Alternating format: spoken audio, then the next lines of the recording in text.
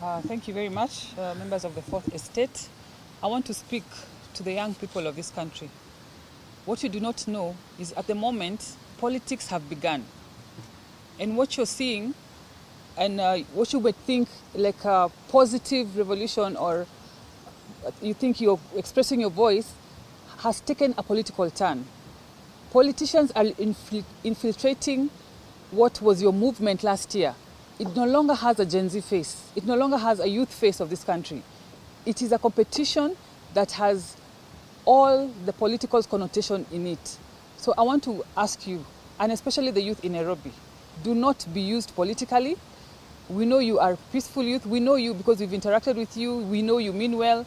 Do not agree to be used politically. Because I have engaged some of you even on social media. What are you fighting for? Some of you do not even seem to know what is the agenda because you have been whipped up politically. I want to urge you, stay at home in Nairobi because you have seen the kind of distraction and what a risky business it is. Police are out there to protect themselves. And you see, they have expressed it. You are putting your lives in danger, and for what? And your families end up mourning. So the young people of Kenya, please, I ask you, if you want to express yourself and there is a point you want to drive, make sure that it is your movement. Make sure that it is not somebody else's agenda or somebody else's strategy. It is yourselves who are doing it because you have something to drive, not because you have been whipped up, you have been picked in matatus and dropped in town. Please desist from that. Thank you. Thank you.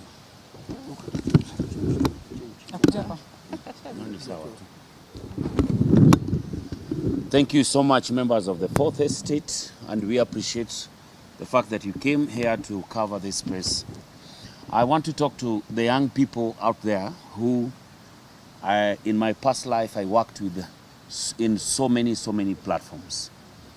The shops that are being looted could easily be your parents' shop. That guy who is sending you out there will not show up, or maybe will just come to a funeral, maybe when you've met your death on the roads. It is very sad what this whole movement that had a lot under Gen Z has been taken over politically.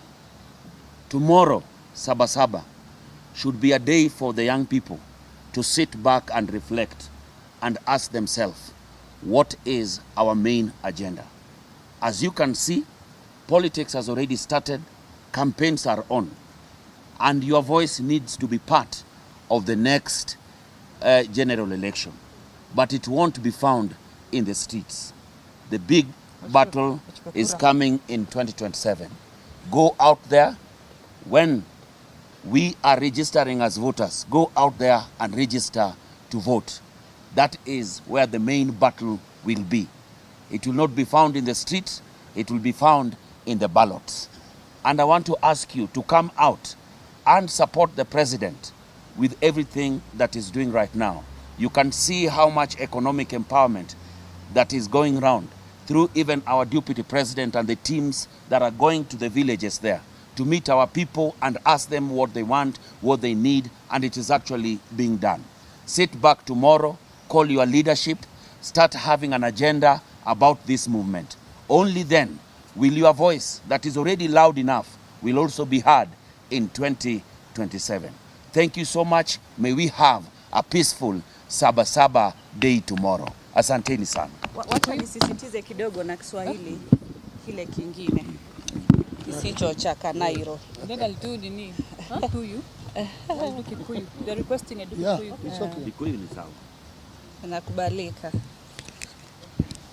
Mkamba? Hamna. Hakuna Mkamba. Shukran. Nisisitize niseme ya kwamba sisi kama viongozi tungetaka kuwaomba vijana wetu, madada zetu, mandugu zetu, kana kwamba hii ni nchi yetu, hatuna nchi nyingine. Tungetaka kusema ya kwamba suluhisho ni tuje sisi wote kwa meza, viongozi wa tabaka mbalimbali, viongozi wa makanisa, viongozi wa vyuo vikuu, viongozi wa wanabiashara pia, na viongozi ambao waliochaguliwa wakiongozwa na kiongozi wetu rais. tuje meza moja, tuweze kusemezana, tuweze kupata suluhisho ya shida ambazo zinafanya vijana wetu wazidi kuandamana kila siku, kwa sababu mazungumzo ndio yataweza kutusaidia tuweze kupata mwelekeo, tufanye ile tunaita national dialogue. Na sisi kama viongozi, mahali sisi pia tumeweza kukosea, sisi tuwaomba msamaha, sisi sio malaika, sometimes pia sisi tuwafanya makosa hapa na pale, lakini cha muhimu ni kuweka meza wazi, kukaribisha kila mtu, tuweze kuweka maoni ya kila mtu kwa upamoja ili tuweze kupata mwelekeo wa nchi yetu. Hatuna nchi nyingine. Hatungetaka Kenya ibadilike iwe kama Sudan. Hatungetaka Kenya iwe kama Haiti. Hatungetaka Kenya iwe kama Somalia. Kenya ni nchi yetu ambayo tunaipenda. Ningehimiza vijana wetu tuweze kukubali, tuweze kufanya mazungumzo zaidi, na Mungu awabariki wakati wote. Asante sana members of press. Siku ya leo tumekuja hapa kama viongozi ambao wamechaguliwa katika jimbo letu la Nairobi, na tumekuja kwa kuweka message yetu moja ya kwamba kesho tunahitaji amani katika mji wetu wa Nairobi, na kusema na kuomba serikali kesho wajaribu sana waweze kutunza mali za wafanyi biashara. Hatungetaka kuona biashara ya mtu wote inaumizwa kwa sababu ya maandamano. Wale wanaandamana waandamane, lakini waandamane kwa njia ya amani. Sisi kama viongozi tumekuwa tunahubiri amani na tunaendelea kuhubiri amani. Katika statement ambayo imesomwa na senator wetu, amesema kwamba sisi kama wanasiasa tunahitaji kuongea na watu wetu wa mitaa zile tunawakilisha, zile constituency tunawakilisha, ya kwamba kesho tunahitaji amani katika jimbo na nchi letu ya Kenya.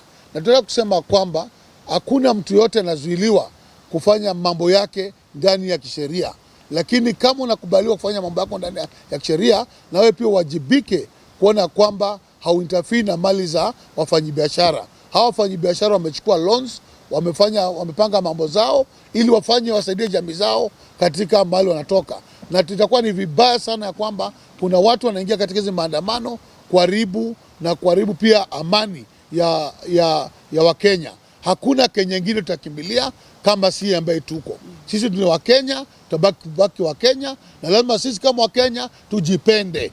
Tusipojipenda tutachoma nchi yetu, na kuchoma nchi yetu ni mara moja, kuijenga tena itakuwa ni ngumu. So tunahitaji kesho polisi wajibuke kwa kwamba kuchunga mali ya wafanyabiashara na kuona kwamba kila mtu ameandamana kwa njia ambayo inatakikana kwa saa zile zimewekwa kikatiba, na waende nyumbani. Sisi kama viongozi tumekuja hapa kusema kwamba tunahitaji amani Kenya yetu, na pia tunasema kwamba tuna support our broad based government, kwa sababu hiyo ndio imeleta Wakenya pamoja katika jimbo letu la Kenya na majimbo zote za Kenya. Hiyo broad based government tunaendelea kufanya kazi pamoja kuona maendeleo ya wananchi, maendeleo ya watu mitaani, mashule zetu, zile biashara zetu za vijana, maendeleo ya vijana wa mama inaendelea. Nataka kumshukuru our president kwa sababu ako kwa mstari wa mbele kuona kwamba tunapata hayo maendeleo kupitia broad based government.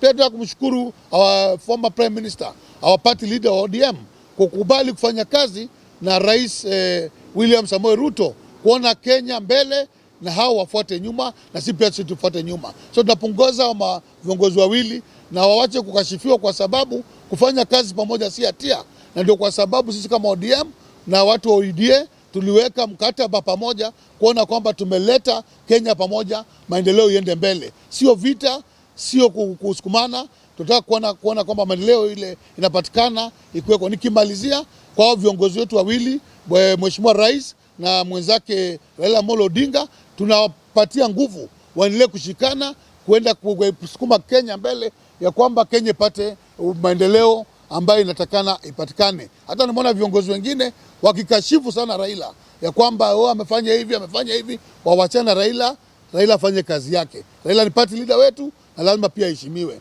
President ni president wetu, lazima heshimiwe. Kwa hao watu wote waheshimiwa na Kenya iende mbele.